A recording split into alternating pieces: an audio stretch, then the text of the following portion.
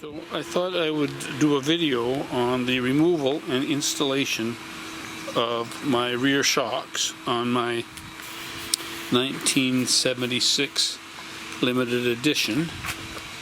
The rear shocks I think are probably leaking, and what I do know is that when I take turns, not even very aggressively, my pegs are scraping or my center stand is scraping. I'm not sure which, but either way, when I checked on the forums, everybody said the thing to do is to change the shocks. So I will do that. You see here I have my new Hagons.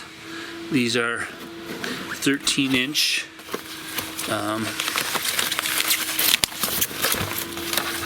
there we go. And they have clevis at the bottom and circle at the top. I expect this will be pretty straightforward. Just want to point out also, I'm on the center stand, and you can see here right now I'm about, I would say, 7/8 of an inch off the asphalt. I'm looking forward to seeing how that changes, or if it changes, once I change the shocks, and also to see if it makes it any easier for me to get this doggone thing up on the center stand, because right now it hurts every time I do it. According to my manual, Haynes, I first have to begin by taking off this grab bar and frame.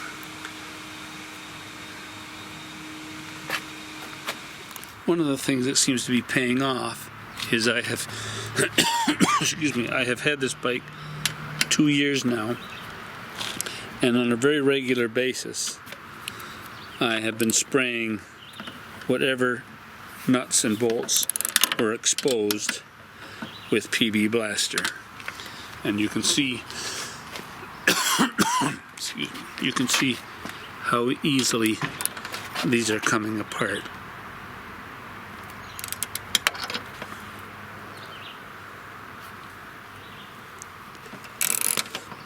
Very little effort. That took just a couple of minutes.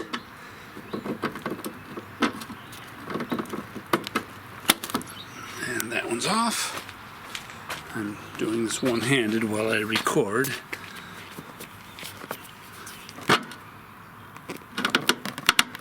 And that one's off. Easy peasy. Now for the bottom bolts. This right side feels like it could be pinched a little. We'll see. The other side came out easily. You can see it's tipping, so yeah, that must be pinched just a smidgen.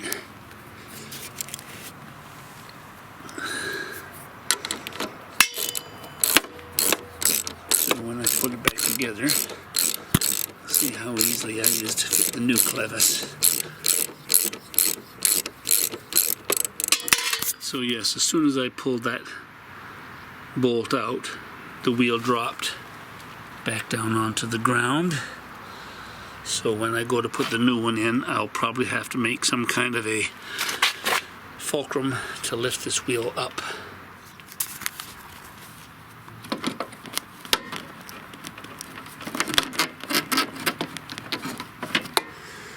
One off. I was told that if these are the original with the 1976 limited edition, that I should keep these, that these will be different or special. They don't look so special to me.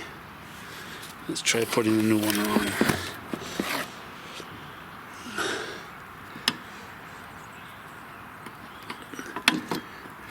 I'm gonna need both hands. It's not going on easily, and the bushing actually seems to be pushing out. I'll keep at it, take it off and start over. These Hagons came from Randakk, and I will say that they arrived very quickly, which is great. And this is some of Randakk's grease from a previous, I think, brake job that I did, or maybe it's not his. And I'm going to put some of that now on that post, make that shock slide on more easily. It's on. Let's see if that helps.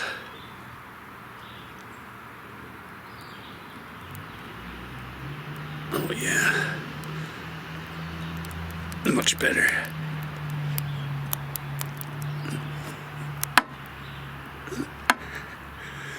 Good to know. And then you can see that is short down there. I'll go over and put the other side on.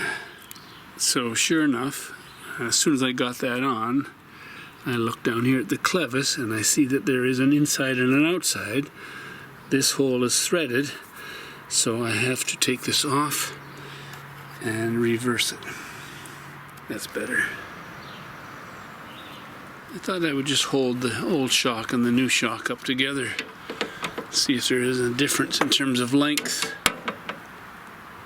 It appears as though the new shock is a bit longer.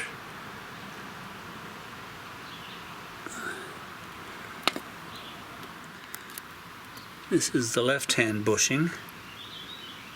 It's not in wonderful shape.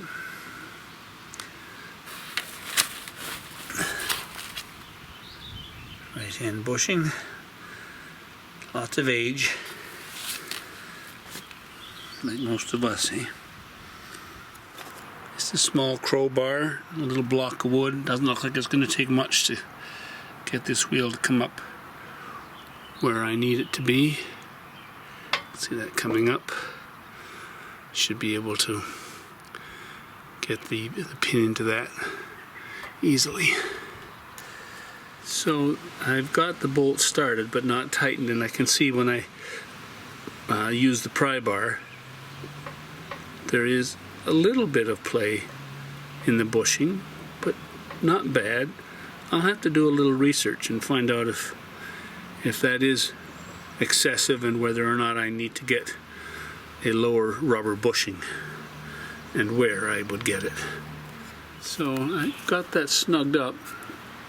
I don't know what the torque settings are supposed to be for this. I'm reluctant to pinch that clevis too tight. Again, I'll have to do a little homework and find out what the setting is supposed to be. Start to finish, probably 35 minutes, and one socket wrench, a 14mm and a 12mm, and a pry bar. That was it. And how is my distance under the tire? Did it change? I think it's about the same. And of course I have to adjust the ride. I believe it's set for medium now, which is probably correct for my weight. I'm 180 pounds.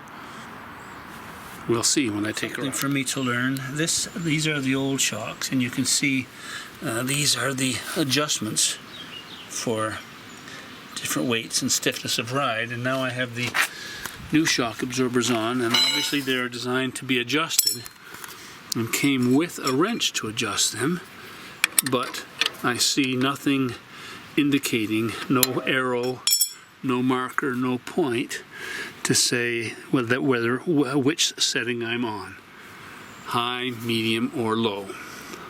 Strange. I would expect there to be some indicator. Who knows? Who can tell me? That's it, folks. I can say this is the easiest repair on my Goldwing so far.